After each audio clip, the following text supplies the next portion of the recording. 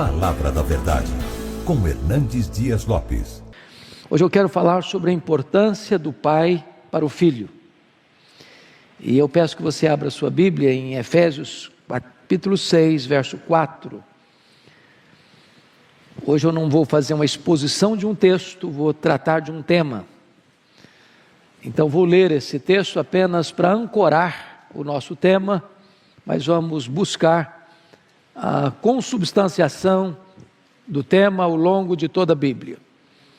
Efésios 6,4 diz assim: E vós, pais, não provoqueis vossos filhos a ira, mas criai-os na disciplina e na admoestação do Senhor.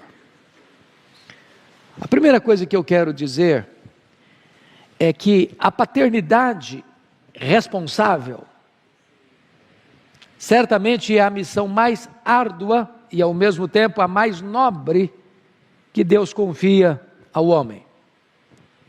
Preste atenção no que eu disse: paternidade responsável. Porque um pai que tem um filho irresponsavelmente, sem qualquer compromisso em cuidar dele, em formá-lo, em educá-lo, em criá-lo na disciplina e na admoestação do Senhor, é um irresponsável. É fácil gerar. Por isso o pai não é apenas aquele que gera, mas ele precisa ser responsável para gerar e criar. Isso também significa que é mais fácil o homem ter sucesso fora de casa, como um grande profissional, e alcançar vitórias exponenciais na sua vida acadêmica, na sua vida profissional, no seu desempenho, até mesmo granjeando fortunas, do que ter êxito, sucesso dentro de casa. Grandes homens que tornaram o seu nome notório na história, fracassaram rotundamente dentro de casa. Vitórias esplêndidas fora do portão, derrotas amargas dentro dos portões. Você encontra inclusive personagens bíblicos que se enquadram dentro deste perfil. Você pega, por exemplo, Eli. Você, por exemplo, observa Davi ou rei Ezequias. Homens que tiveram notoriedade, que foram heróis e deixaram marcas profundas, até indeléveis, na vida do desempenho público, mas colheram derrotas fragorosas dentro de casa, nesta área da paternidade. Quando você compara o primeiro século, quando Paulo escreveu esse texto, com os nossos dias, eu acho que há dois extremos. Lá no primeiro século, reinava o sistema do patria potestas. O que era o patria potestas?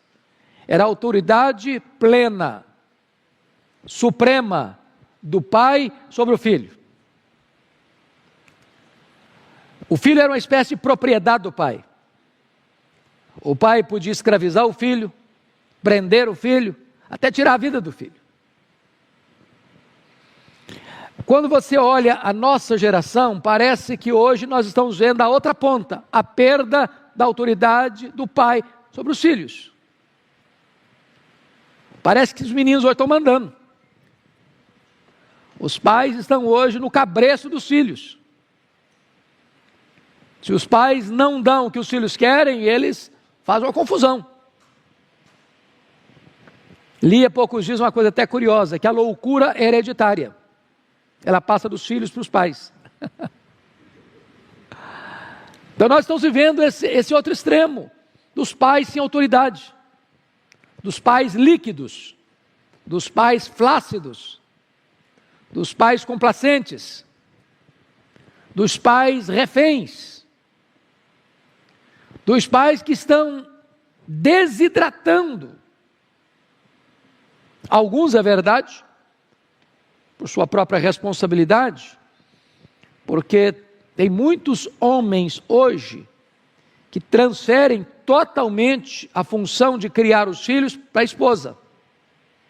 São pais passivos, são pais omissos, são pais que não assumem o seu papel, ou terceirizam isso para a igreja ou para a escola, e não assumem o seu papel. E eu só chamo a sua atenção, enquanto você está com a Bíblia aberta em Efésios, para você olhar comigo o verso 1, 6:1 e o 6:4, porque aí está escrito assim: filhos, obedecei a vossos pais no Senhor. No verso 1, pais é pai e mãe.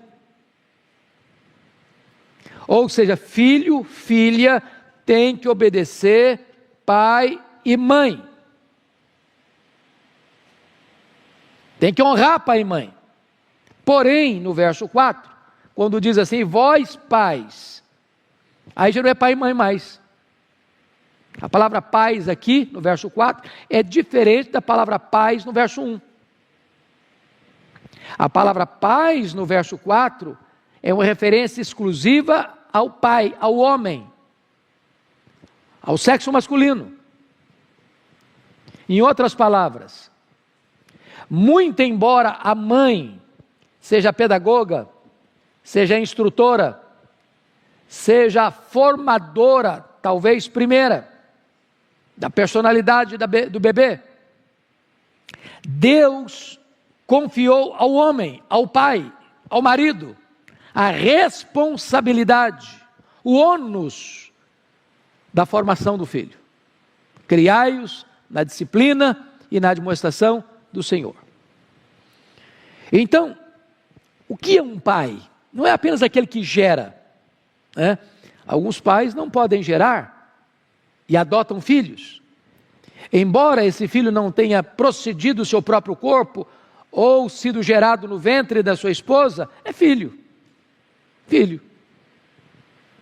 E eu penso que muitos pais, e vocês conhecem, espero que não seja a realidade de cada um aqui, mas às vezes o filho vem sem planejamento.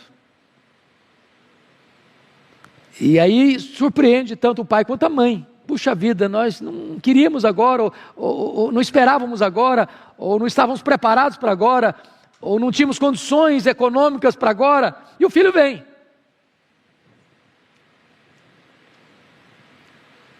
Porém, isso não acontece com o filho adotivo. Não é verdade? Nenhum pai, nenhuma mãe adota uma criança sem planejamento, sem pensar bem, sem refletir direito, sem uma escolha deliberada. O certo é que mesmo que o filho não tenha sido gerado, ao ser adotado, ele é filho de fato, com todos os direitos plenos. Mas o que é pai ainda? Não é apenas aquele que gera, é aquele que forma, ensina, prepara para a vida. E mais, o pai é também provedor. Diz a Bíblia que os pais entesouram para os filhos. Porque gerar um filho e abandoná-lo, gerar um filho e não assumir compromisso, é uma irresponsabilidade. Então, gerou, assume, busque provisão, entesoure para ele. Notinha de rodapé. Há pais que já estão numa posição econômica favorável ou até confortável. E os filhos começando a vida, às vezes, estão vivendo uma magrela. Né? Tem pai que não socorre o filho, que não ajuda o filho, que deixa o filho passar até necessidade, tendo condições de ajudar. Eu nunca me esqueço de um amigo, um presbítero querido, que um dia disse assim para mim: pastor, pai precisa ajudar filho quando o filho precisa, porque deixar a herança depois que morre para o filho, isso é lei. Isso não é favor, é lei. É lei. Eu não estou dizendo que o pai e a mãe vão dar tudo de mão beijada, não ensinando o filho a ralar, a trabalhar, a valorizar. Não estou falando disso.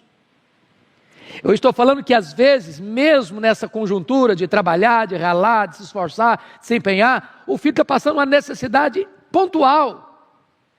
E às vezes os pais, tendo como ajudar, não ajudam. Então, preste bem atenção nisso. Mas além de ser o provedor, o pai, à luz das Escrituras, é um espelho para os filhos. Isso é muito curioso, sabe por quê? Porque os nossos filhos nos observam mais do que nos escutam. Os nossos filhos nos veem mais do que nos ouvem. E quando você pega essa figura do espelho, 4 verdades vêm à nossa mente. Primeiro, o espelho é mudo, né? Todo mundo tem um espelho. Todo mundo tem um espelho. Você tem espelho em casa, você tem espelho no quarto, você tem espelho no carro. Para que você usa um espelho? Não é para você perguntar, espelho, espelho meu, porventura tem alguém mais belo do que eu? É para isso que você olha no espelho? Não. Você olha no espelho para saber se tem alguma coisa fora do lugar para você acertar, não é isso? Então você penteia o cabelo, mas de repente se você pentear assim, olhar no espelho, uma parte não ficou bem legal não, você tem que ir lá dar uma consertada.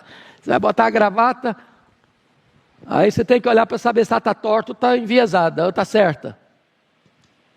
Você vai botar uma roupa, de repente você olha de novo, olha outra vez, e as mulheres ajudam bastante, não está combinando.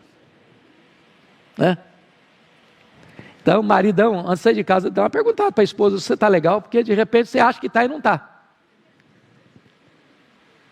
O espelho não grita, o espelho demonstra. O espelho não fala, ele mostra. Os nossos filhos estão olhando para nós, mesmo quando você não está falando nada, eles estão observando você. Mas em segundo lugar, o espelho, para ser útil, além de mudo, ele é o quê? Ele precisa estar limpo. Um espelho sujo não ajuda nada. Deixa eu contar uma ilustração para você, para explicar isso aqui. Tinha uma mulher que morava num bairro e a vizinha dela, aquelas casas americanas que não tem muro, que quintal é só o limite geográfico, mas não tem nem cerca, nem muro.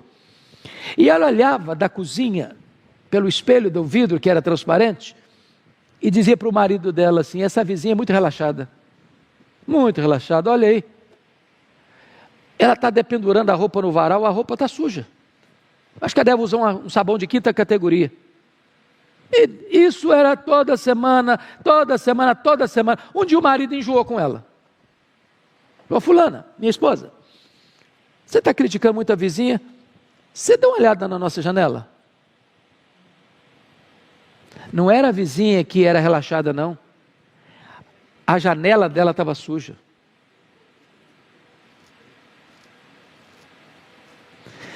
Se o espelho estiver sujo, você enxerga tudo o quê? Turvo. Então os pais precisam ser um espelho limpo, para os filhos não enxergarem as coisas de forma anuviada, nublada. Mas terceiro, o espelho para ser útil tem que ter luz. Você tem espelho na sua casa, apaga a luz de noite para ver. Para que serve o espelho? Para nada. Então sem luz, não adianta ter espelho. A luz é a palavra de Deus, lâmpada para os meus pés é a tua palavra, e luz para os meus caminhos. Quem é o espelho? É Jesus, eu sou a luz do mundo. Então os pais precisam guiar a sua vida pela palavra, e uma vida cristocêntrica. Mas finalmente, o espelho para ser útil, precisa ser plano. Um espelho côncavo ou convexo distorce a imagem. Os pais precisam ter uma vida plana, Agora, dito isto, eu queria olhar com vocês dois modelos, um negativo e um positivo. Porque o homem inteligente é aquele que aprende com os seus erros, mas o homem sábio é aquele que aprende com os erros dos outros. É por isso que a história será nossa pedagoga ou será nossa coveira. Se você não aprender as lições da história, você está fadado a repetir os erros da história. Então eu gostaria de elencar aqui alguns tipos de pais, do ponto de vista negativo, não para nós imitar esses pais, mas para nós evitarmos o que eles fizeram. Primeiro pai, eu chamaria de um pai fraco. Pai fraco. Você conhece pai fraco? Aquele cara que não tem autoridade, os filhos não escutam. Ele aumenta o volume da voz, mas não sobe um tom na autoridade. E a Bíblia fala de um pai fraco, chamado Eli. Eli. Ele era um juiz, e ele era um sacerdote da nação toda, durante 40 anos. Fora dos portões, ele era o cara. Dentro dos portões, um fracasso. Ele criou os filhos eram sacerdotes iguais a ele, mas ele não tinha pulso para educar os filhos. Irmãos, aqui tem um ponto para nós desafiador. E vocês que estão aí com os cabelos brancos iguais aos meus, podem ter certeza disso. Os nossos pais tiveram menos trabalho para nos educar do que nós estamos tendo para educar os nossos filhos, e nós estamos tendo menos trabalho para educar os nossos filhos que os nossos filhos terão para educar os nossos netos. Por quê? Por quê? Eu fui criado na região rural, não tinha televisão, tinha internet, não tinha celular, não tinha tablet. Então era final do dia ao redor do fogão, escutando as histórias. Quem era o seu herói? Seu pai. Hoje o menino não aprendeu a falar papai e mamãe, ele já tem um celular, ele já tem um tablet. Ele sabe usar aquele troço mais do que você. Ele tem 1000 informações na cabecinha dele que você nunca tinha visto até os 18 anos. Você quer 18 anos o quê? Então, a concorrência é muito grande. As vozes que falam aos ouvidos deles são múltiplas. Ou seja, os pais hoje precisam redobrar os esforços para alcançar os mesmos resultados que os nossos pais alcançaram lá atrás. Filhos precisam de limites. Pode, não pode. Vai, não vai.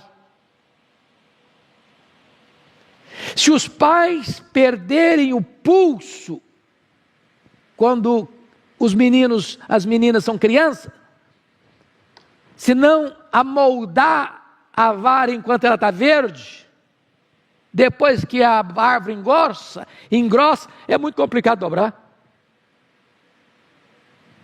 E mais, nós estamos vivendo uma geração onde, desculpem, é o meu pensamento, o Estado está interferindo na família. O Estado está dizendo o que é que o pai e a mãe podem e não podem fazer para educar os filhos. A escola, o Estado dá instrução, mas a formação compete à família.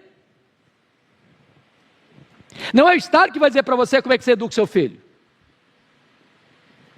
Então nós estamos vivendo uma geração, irmãos, complicada. E os pais precisam ter graça de Deus e pulso, para não ser fracotes. Mas não, aqui na minha casa quem manda sou eu. Quem estabelece isso sou eu. E os filhos precisam entender isso. Eles estão debaixo do seu teto, eles estão comendo na sua mesa, e você que está dando de roupa para vestir, você que está pagando escola. Então, nada de se sentir assim, não, você é de Deus, não. Não estou dizendo que você vai ser um carrasco, que você vai ser implacável, que você vai ser durão. Estou dizendo que firmeza e doçura caminham juntas. Você é o pai que exorta e o pai que pega no colo. É o pai que pega firme e o pai que abraça e beija. É o pai que admoesta e o pai que encoraja. O que não pode é só ser um lado. Pai que só cobra, nunca elogia, adoece o filho. Pai que só elogia e nunca exorta, cria um filho mimado. Os filhos de Eli não escutavam o pai. Ele não tinha pulso com os filhos. A ponto da Bíblia dizer que ele amava mais os filhos do que a Deus. E mais, se você percebe na leitura de 1 Samuel, chega um momento em que o próprio Eli participa dos pecados dos filhos. Ele se torna não só um pai bonachão, mas um pai conivente. Então esse é o primeiro exemplo negativo que nós temos que evitar. Um pai fraco. Segundo exemplo negativo, eu chamaria de um pai distraído. E eu quero evocar o exemplo, o aspecto de Davi. Pensa comigo que a Bíblia registra lá em 2 Samuel 13, que o Aminon, era o filho mais velho de Davi, começou a emagrecer. O semblante do cara estava meio perturbado. O Davizão está lá, nem percebe que o filho mudou, o semblante mudou, o cara está emagrecendo, não está comendo direito. Aí vem um primo do Aminon, chamado Jonadab, uma víbora. Não, o que está acontecendo com você, cara? Não, rapaz, eu estou meio doido, sabe, eu estou apaixonado. Falei, mas que moça é essa que você está apaixonado, rapaz? Você é filho do rei, você é o primogênito do rei, você pode casar com tanta moça bonita aí. Quem é a moça? Por que você está sofrendo tanto? Não, cara, porque é a minha irmã. Minha irmã, a Tamar. Meia-irmã, né? Filha do mesmo pai com outra mãe. O Davi não está percebendo nada disso. Aí o Jonadab diz, não, cara, deixa eu te dar uma dica. Vai dar certinho. Finge-se de doente. Quando você estiver de cama, aí seu pai vai abrir os olhos para você, vem te visitar. Quando ele chegar, você vai dizer para o seu pai, seu pai, eu não estou comendo nada há tanto tempo, estou emagrecendo, estou doente. Mas se a minha irmã vier aqui e fizer uma refeição especial para mim, da mão dela, eu acho que eu vou conseguir comer. O Davi, que era um herói de guerra, o Davi, que era um cara esperto, o Davi, que era um homem tão atinado com tudo na vida, está tapado para ver o que está acontecendo dentro da casa dele. E empurra Tamar lá para a boca do lobo. Sem discernimento, distraído. O que acontece? Quando a coitadinha da Tamar entra no quarto, o Aminon deu ordem, ó, todo mundo some. Quando a menina ficou sozinha com ele, ele agarra a irmã, forçou a irmã, estuprou a irmã, e depois sentiu nojo dela, e a jogou fora como se joga uma lata de lixo. O que o Davi fez? Ficou irritado. Mas fez o quê? Nada. Você conhece aquele tipo de pai que esbraveja, grita, tal, mas não faz nada? Ele não chamou Aminon para dar uma descompostura nele? Ele não chamou Tamar para consolá-la? Para onde foi Tamar? Para a casa do irmão dela, Absalão. Olha que coisa esquisita.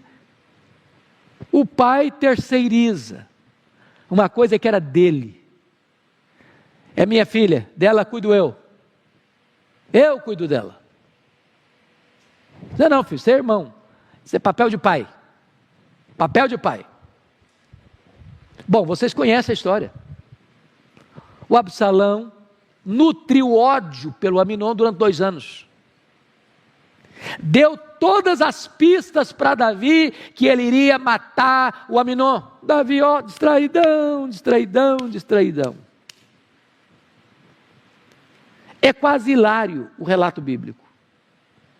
Um dia, o Absalão chega para o pai e falou: pai, vim convidar o senhor para uma festa. É, meu filho, você vai fazer festa? Vou. Eu quero o senhor lá. Davi responde assim: ah, filho, você é pesado para você.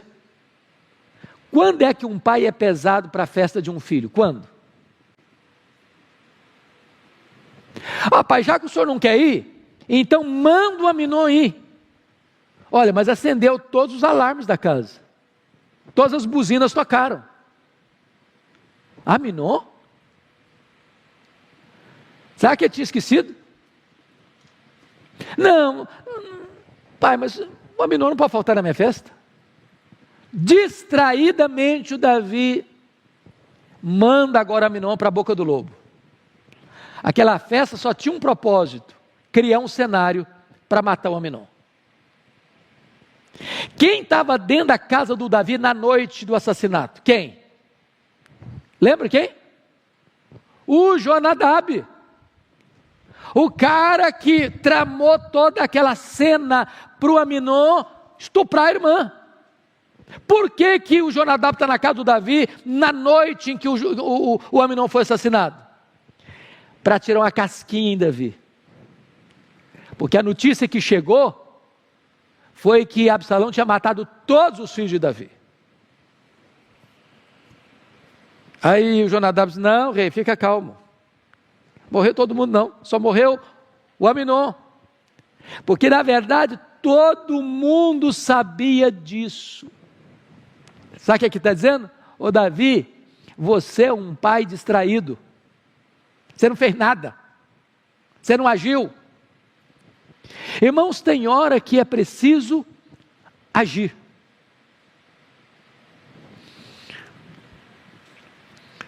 O meu sogro, que é um homem sábio, e a minha esposa sempre comenta isso dele, e é uma frase que eu acho que merece ser grafada. Ele diz o seguinte: choro não mata filhos, mas desobediência mata. Tem hora que pai fala coisa que não agrada aos ouvidos dos filhos, e fica aborrecido, fica chateado, entra para o quarto, tranca a porta, chora. Mas choro não mata filho não. Mas o pai vê o filho num caminho de morte e não querer constranger, não querer falar, não querer exortar e deixar no caminho de morte, aí sim, aí é uma tragédia. Deixa eu dar um terceiro exemplo. Pai egoísta. E eu gostaria de evocar a figura do Ezequias. Vocês se lembram de que Ezequias começou a reinar com 25 anos em Jerusalém, reinou 29 anos, morreu com 54 anos.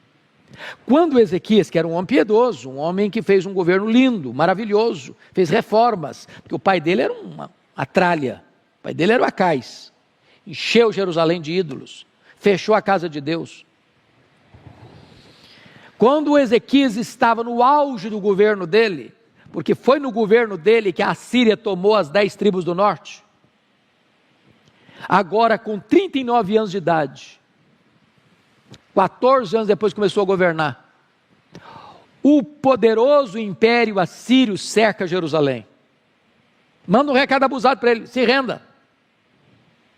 Não bastasse esse cerco, esse sítio de um poderoso exército, ele ficou doente, uma úlcera, médico nenhum resolveu o problema. Aí Deus manda o profeta Isaías na casa dele com uma ordem: põe em ordem a tua casa, porque morrerás e não viverás. O que aconteceu? Ele orou a Deus, chorou diante de Deus. Deus respondeu a oração dele. Deus disse: olha, eu vou lhe dar mais 15 anos de vida. Vou libertar Jerusalém do poder da Síria. Mandou um anjo, matou 185 mil soldados numa pancada só. Diz a Bíblia lá em segundo Crônicas 32, que o rei Ezequias, ao receber 2 milagres, a libertação política e a cura física, em vez de agradecer a Deus, o coração dele se exaltou. Se exaltou. Como assim se exaltou? Quando o milagre foi proclamado, um novo império que estava surgindo, bem distante dali, muito distante dali, Império Babilônico, mandou uma comitiva diplomática visitar o rei Ezequias, cartas, presentes. Quando a comitiva chegou, diz a Bíblia, que o Ezequias abriu os seus tesouros, abriu o seu palácio, abriu tudo o que tinha e mostrou quão rico, quão poderoso, quão magnífico ele era, e não deu uma palavra sequer de exaltação a Deus. A Bíblia diz que aquilo foi mal aos olhos do Senhor.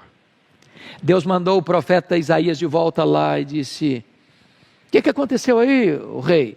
Estou sabendo que você recebeu uma comitiva. Ah, recebi. De onde era? Ah, não lugar muito longe, da Babilônia. E o que você fez? Ah, eu abri meus tesouros, mostrei tudo que tinha eu mostrei. Mostrei minha riqueza, minha fortuna, meu poder. Aí o profeta diz assim: foi mal o que você fez. Agora escuta a palavra do Senhor. Essa Babilônia vai se fortalecer, vai ficar um grande império e vai voltar. E vai saquear tudo que vocês ajuntaram até hoje e nas futuras já tudo, vai levar tudo embora. Segundo, os seus filhos, os filhos que vocês gerarem, vão ser levados cativos para a Babilônia. Terceiro, esses filhos vão ser feitos eunucos, vão ser castrados, não vão poder gerar mais. Quando o rei escuta esta notícia, pasmem vocês, o rei disse para o profeta assim: boa essa palavra. Mas espera um pouquinho, você não está entendendo o que eu estou falando. Estou falando que a Babilônia vem, vai saquear tudo, que os filhos vão ser escravos e vão ser castrados. Você diz que é boa essa palavra? Não, ele não falou, ele pensou. Boa essa palavra, porque eu terei paz nos meus dias. Sabe o que ele está dizendo? Quando essa profecia se cumprir, eu não estou mais aqui não. Eu já bati as botas. E depois que eu morrer, que se danem as futuras gerações, eu não estou nem aí. Prova disso é que quando ele morre, 15 anos depois, o filho herdeiro tem 12 anos. Ou seja, o herdeiro do trono foi gerado e nasceu 3 anos depois que foi curado. Quem era o herdeiro dele? Manassés, o pior de todos os reis de Judá, um monstro, um assassino, um feiticeiro, um idólatra, o pior rei. Por quê, irmãos? Um pai egoísta, só pensa nele, um bom vivant. Eu penso em mim, eu cuido de mim, eu quero para mim. Não quero nem saber como é que vão ser os meus filhos, meus netos, não quero nem tomar conhecimento disso, isso não me interessa. A Bíblia nos mostra que nós precisamos cuidar das futuras gerações. Mas deixa eu concluir a cena dos aspectos negativos. E eu só estou falando de pai batuta, hein? Só pai batuta. Eli, Davi, Ezequias. Deixa eu dar outro pai batuta agora. Foi negativo? Samuel. Irmão, Samuel foi um dos homens mais brilhantes da história. O maior profeta, o maior sacerdote, o maior juiz da sua geração. O homem que intercedia pelo povo. O homem que na hora de se aposentar, e ele começou cedo, na hora que ele está se aposentando, dando o seu último relatório à nação, ele dá o seu exemplo, diz o seguinte: me prove que durante toda a minha administração pública, porque ele era profeta, ele era sacerdote, ele era juiz, tinha função religiosa e política. Se algum dia eu corrompi, se algum dia eu aceitei um centavo de suborno, se algum dia eu peguei um cabrito que não era meu na administração pública, se algum dia eu surrupiei o erário público, levei vantagem em algum negócio para me locupletar, e eu fico pensando se os políticos de Brasília pudessem dar o mesmo testemunho diante da nação.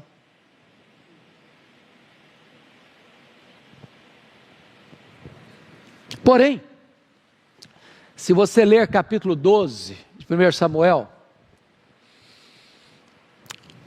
os anciãos todos, toda a liderança, vem a Samuel e diz: ô Samuel, você já está quase batendo as botas? Então faz uma coisa para nós, antes de você morrer, constitui-nos um rei como as outras nações. Sabe por quê, Samuel?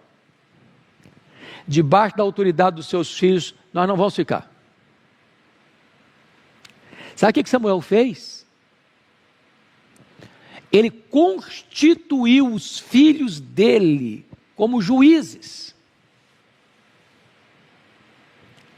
Quem constituía juiz em Israel? Deus, só Deus. Sabe o que Samuel está sendo hoje aqui para nós? Um pai nepotista. Um pai que coloca os filhos numa posição de liderança máxima da nação e ele não tinha competência para fazê-lo. Sabe quando o pai favorece o filho, mesmo que esse favorecimento seja ilegal? Dá um jeitinho para encaixar o filho, usando o poder que tem na mão, para colocar o filho numa posição que não é competência dele, tem que surrupiar a lei. O Samuel deu um exemplo diante da nação inteira de uma virtude dele: integridade. Eu não roubei de ninguém. Qual foi o pecado dos filhos dele? Usura, avareza, meter a mão no erário, pegar o que não deve, o que não é direito. Então, só preste atenção no que eu vou dizer agora para entrar em alguns exemplos rápidos positivos. Se um homem do jaez, da estatura moral de Samuel, falhou como pai, você e eu temos que botar a boca no pó. Você e eu temos que botar a boca no pó.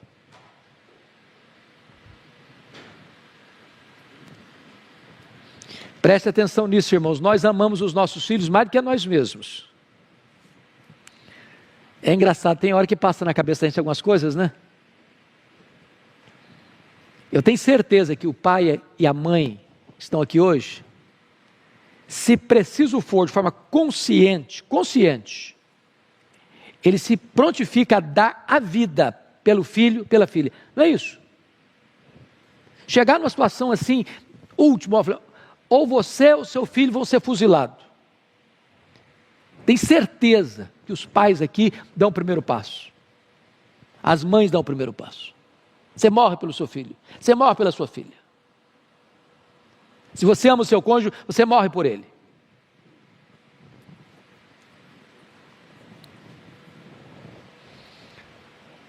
Agora, o fato de você estar pronto a dar a vida pelo seu filho não pode levar nem você, nem a mim, nem nós todos aqui a jeitosamente, ilegalmente, ilicitamente, imoralmente tentar dar um jeitinho para encaixar os nossos filhos em vantagens que não lhes compete. Isso não agrada a Deus. Quem honra os nossos filhos é Deus. Eu não preciso querer honrar os meus filhos mais do que a Deus. Isso Deus não aceita. E Samuel, embora um homem tão brilhante, falhou nessa área.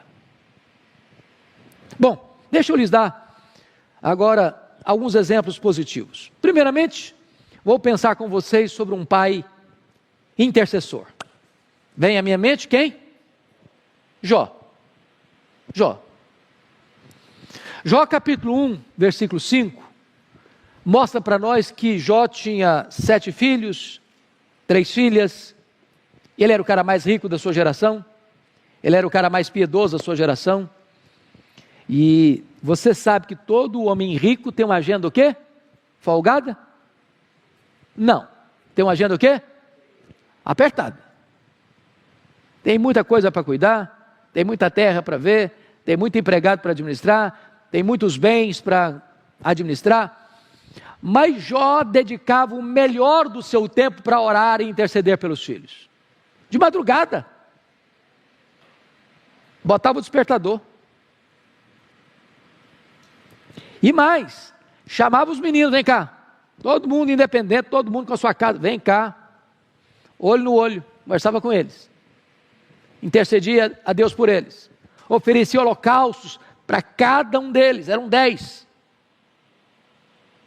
Velava pela vida espiritual dos filhos. Então deixa eu lhe dizer algo. Às vezes você pensa que seu papel como pai, eu estou falando mais de pai hoje, mas as mães estão incluídas, tá? Cessa quando os seus filhos se casam. Cessa não.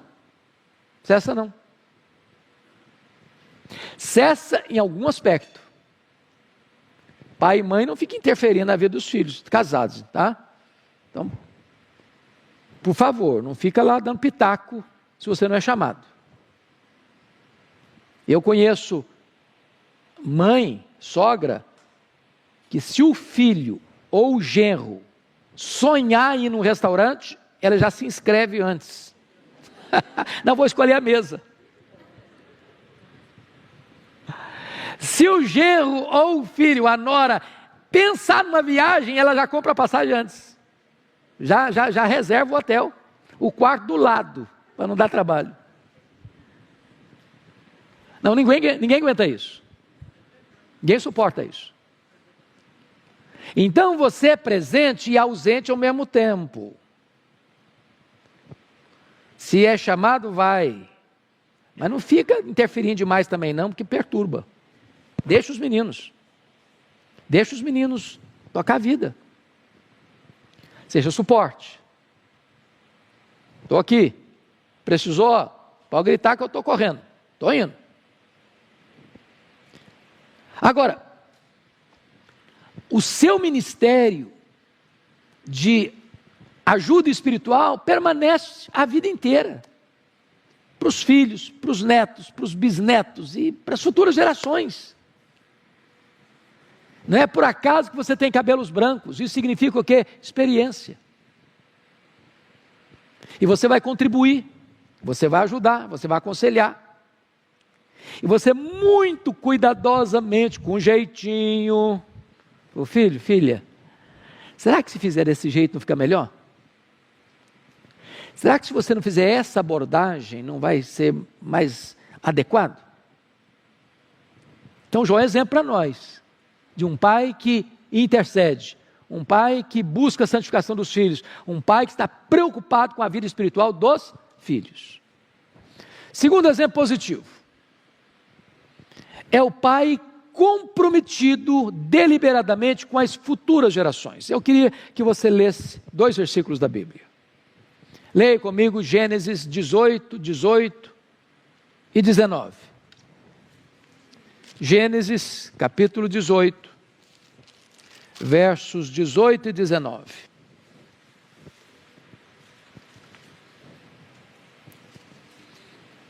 Está escrito o seguinte: visto que Abraão certamente virá a ser uma grande e poderosa nação, e nele serão benditas todas as nações da terra. Então preste atenção que tem aqui uma promessa de Deus para ele.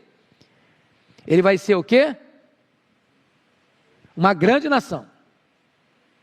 Mas não é só grande, vai ser o que mais? Uma poderosa nação. E nele serão benditas quantas nações da terra? Todas as nações da terra. Bom, se esse cara vai ser pai de uma grande nação, de uma poderosa nação, e nele vão ser benditas todas as nações da terra, esse cara tem que ser o quê? Um exemplo. Então qual o propósito de Deus para ele? Agora veja o verso 19. Porque eu o escolhi para, ó a finalidade, eu escolhi para que ordene a seus filhos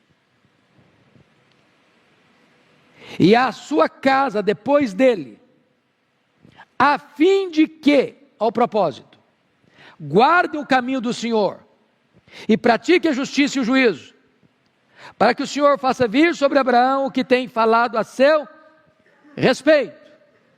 Então, com que propósito Deus chamou Abraão? Com que propósito Deus escolheu Abraão? Para que ele ordenasse a seus filhos e a sua casa depois dele. Para quê? Para praticarem a justiça e o juízo. Qual é o papel seu, meu, como pais crentes? É trabalhar para que os nossos filhos, os nossos netos, as nossas gerações futuras, pratiquem a justiça, conheçam a Deus, andem com Deus, vivam para Deus, saibam quem é Deus. Irmãos amados, nós não podemos olhar só para o nosso umbigo, nós temos que olhar para as futuras gerações, e Abraão é um exemplo disso para nós. Deixa eu lhes dar um terceiro exemplo, pai que protege. Deixa eu dar agora um texto para você ler, Jó 39, olha lá, Jó 39, versos 27 e 28. Está escrito assim: ou é pelo teu mandado que se remonta a águia e faz alto o seu ninho, habita no penhasco onde faz a sua morada, sob o cume do penhasco em lugar seguro. Olha aqui o que Deus está ensinando para você e para mim. Deus deu este instinto à águia, é uma ave, é um animal irracional, mas que por sabedoria divina, esta ave que é a rainha do espaço, põe o ninho dos seus filhotes aonde? No cume, no alto, no topo dos penhascos, longe de quê? Dos predadores. Olha que lição de vida fantástica. É papel dos pais colocarem o ninho dos seus filhos em lugar o quê? Seguro. Longe de quem? Dos predadores. Quem são os predadores hoje? Deixa eu lhes dizer uma coisa interessante. Tinha e eu morávamos em Vitória. Os nossos filhos, Tiago e Mariana, estudavam numa escola. E eu, ou ela, via de regra, nesse horário ela estava dando aulas na escola onde ela era pedagoga. E eu ia buscar os meninos. Era muito raro o dia que eu ia buscar os meninos que não tivesse um carrinho de som panfletando a meninada com algum show, alguma boate, alguma festa, algum evento, alguma coisa. Na porta da escola. Os traficantes ficam aonde? Na porta da escola. Os convites mais perigosos estão aonde? Na porta da escola. Então, vigie. Preste atenção nisso. Quem são os amigos dos seus filhos? Com quem eles andam? Em que festinha eles estão indo? O que é que eles estão fazendo? Que hora eles chegam em casa? Pai precisa estar antenado com isso. Eu estou com 63 anos. Enquanto os filhos eram solteiros, eu não consigo, nunca consegui dormir sem escutar o quê? O barulho de quê? Da fechadura, a porta. E é claro que talvez eu ser muito estressado. Se um filho viaja, casados agora, me liga, chegou. Porque eu estou antenado, não tem jeito, é pai, pronto. Lascou com os outros. Você está antenado. Não é porque casou que você larga para lá. Você está antenado. Bote o ninho dos seus filhos longe de quê? Dos predadores, em lugar seguro. Deixa eu dar uma palhinha aqui. Vocês sabiam que a questão da relação homoafetiva hoje, se você conversar, e eu sou pastor, conselheiro há 39 anos, já tratei de dezenas de pessoas, talvez centenas. Essa questão é iniciada muitas vezes, mais de 60%, por abuso sexual na infância, por membros de família, primos, tios. Então você tem que confiar mais de antena ligada. Antena ligada. Antena ligada. Coloque o ninho dos seus filhos em lugar alto e seguro. Deixa eu lhes dar outro exemplo. Agora é o pai, não só que protege, mas o pai que disciplina. Vamos pegar essa mesma figura da águia. Abra lá em Deuteronômio 32:11 comigo. Deuteronômio 32:11.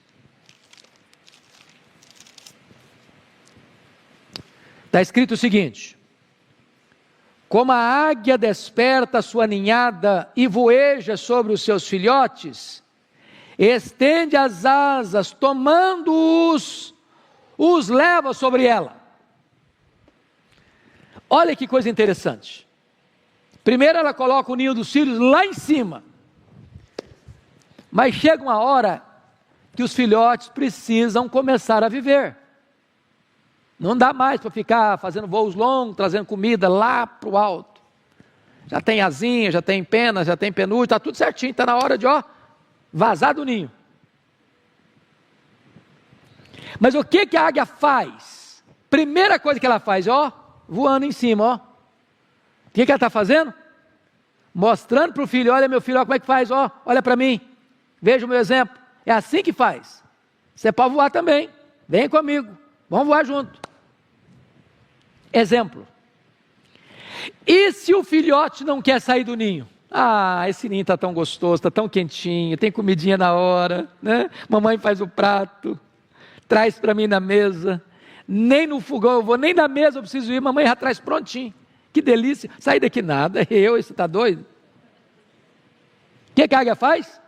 Vai lá no ninho, tira a penugem, tira o capim macio e deixa só as ferpas, para acicatar os filhotes. Tem hora que a única linguagem que os filhos entendem é a linguagem da disciplina. Não é porque você não gosta dos seus filhos que você disciplina, é porque ama. Diz o Senhor Deus, eu amo e disciplino, eu repreendo e disciplino, a quantos amo? Apocalipse 3:19. Mas e se o filhote não sai nem com os espetos acicatando? O que a água faz? Ela tira o filhote do ninho, joga a altura abaixo, e o bichinho sai dando cambalhota. Não sabe voar, nunca voou, e ela deixa. O que está escrito aqui? Depois ela vai, aplana aquelas asas imensas, e pega o fio de volta, que isso borrachar no chão, leva lá para cima de novo, e solta outra vez. 1, 2, 5, 10 vezes, até que o filhote aprende a voar sozinho. O que significa isso? Você pai, você mãe, nunca desista de seus filhos, nunca. Errou uma vez, vamos à segunda. Errou na segunda, vamos para a terceira. Errou na terceira, vamos para a quarta. Errou a nona, vamos para a 10ª. Não abra mão, não desista. Tem pai que desiste dos filhos. Desista não. A sua lei precisa ser, meu filho precisa ser meu discípulo.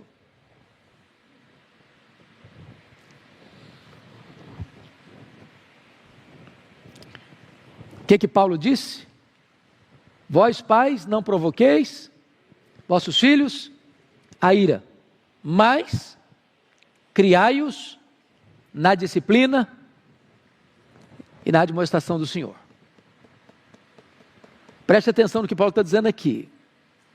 Pai que provoca filho a ira é pai que dá uma ordem e ele mesmo não faz o que ele está pedindo, está ordenando o filho fazer. Pai que provoca o filho a ira é pai que só cobra, mas nunca elogia. Pai que provoca o filho a ira é o pai que bate, mas não beija.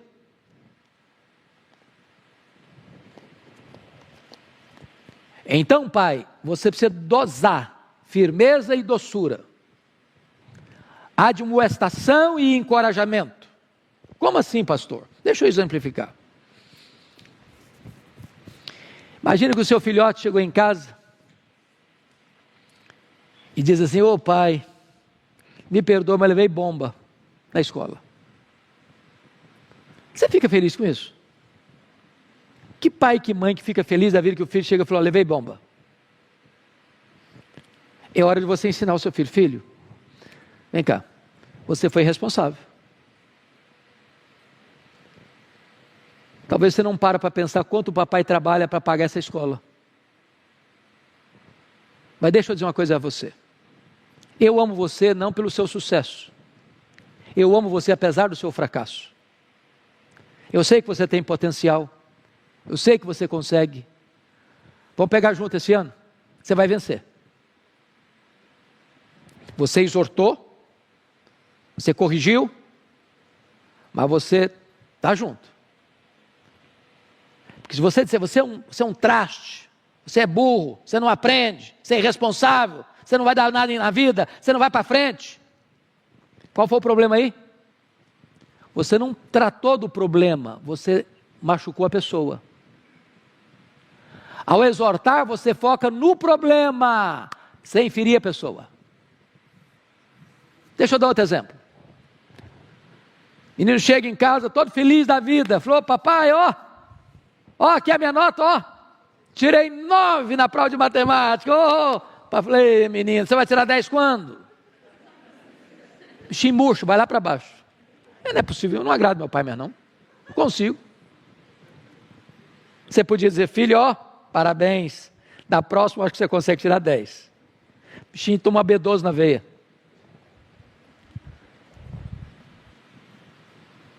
Mas deixa eu concluir. Último ponto. Deixa eu pensar no pai que perdoa. E eu quero evocar o texto de Lucas 15, 20 a 24. Lembra lá do filho pródigo? Pega a herança antecipada, vai para um lugar distante, dissipa todos os bens vivendo absolutamente, dinheiro acaba, os amigos também, e aí vai cuidar de porcos. E está com fome, nem as alfarrobas dos porcos lhe davam para comer. Um dia a ficha cai, e ele pensa assim: quantos trabalhadores na casa de meu pai têm pão com fartura e eu estou aqui morrendo de fome? Você quer saber de uma coisa? Vou me levantar e vou ter com meu pai. Quem sabe o meu pai me dá uma chance? Não para ser filho, mas para ser trabalhador, porque pelo menos comida eu vou ter. E o menino sai pensando: meu Deus, será que como é que vai ser? Será que o papai vai me receber? Será que o papai vai me perdoar? Será que o papai vai me dar uma chance? Quando ele está apontando na curva, o pai de longe o avista, sai correndo, abraça, o beija, e o filho tenta ensaiar o discurso que tinha planejado: vou falar para o meu pai que eu não sou digno de ser chamado de seu filho, para me tratar como trabalhador. E o pai manda logo lá atrás, logo aí, ó, a roupa nova, a sandália nova, o anel no dedo, e vai lá e mata o bezerro cevado, aquele bezerro que é preparado para uma festa especial. Vamos comer, vamos festejar, porque esse meu filho estava perdido, foi achado, estava morto e reviveu. Perdão. Os filhos erram, porque nós também erramos lá atrás. Não tem família perfeita, não tem pai perfeito, não tem mãe perfeita, não tem filho perfeito, não tem filha perfeita, não tem família perfeita, não tem família saudável sem perdão. Então perdoe seus filhos. Tem muita gente hoje que está precisando de ser perdoada, sabia? Para ter cura na alma. Um dia um pai chegou para mim e disse assim: pastor, eu venho para a igreja amarrotado. Falei: mesmo, pai? Vem amarrotado. Falei: como assim? Meu filho me escuta mais. Só chega de madrugada no sábado. Quando eu vou bater na porta do quarto dele para ele vir para a igreja comigo, ele fala palavrão, me desrespeita. Eu não aguento mais, chega aqui quebrado. Falei para o pai assim: pai, vamos mudar o método? Ao chegar em casa hoje, se a porta estiver trancada ainda, bate bem de levinho e diz assim: filho, eu posso bater um papo com você? Se ele não abrir a porta, não insista. Mas se ele abrir, antes de qualquer coisa, dê um abraço nele, dê um beijo nele, e diz para ele assim: filho, eu te amo tanto. Não cobra nada, só afirma o seu amor por ele. No culto da noite, chega aquele pai com um sorriso 915. Você já viu o sorriso 915? Um garotão bonito do lado, me chamou à parte e disse: aconteceu um milagre lá em casa hoje. Falei: mesmo? Conta para mim. Eu cheguei, a porta estava trancada, eu bati bem de levinho e disse: filho, posso falar com você? Quando ele abriu a porta, eu dei um beijo nele, um abraço nele, e disse: filho, eu te amo tanto. E ele enroscou no meu pescoço e chorou convulsivamente e me disse: papai, há muitos anos eu estava esperando esse abraço e esse beijo. Conte comigo, eu estou na igreja com o senhor. A partir de hoje, eu estou na igreja com o senhor. Você pega mais moscas com a gota de mel do que com um barril de fel. Perdoe seus filhos, ame seus filhos, e Deus fará maravilhas. Parabéns, pais, pelo seu dia. Que Deus nos abençoe. Amém.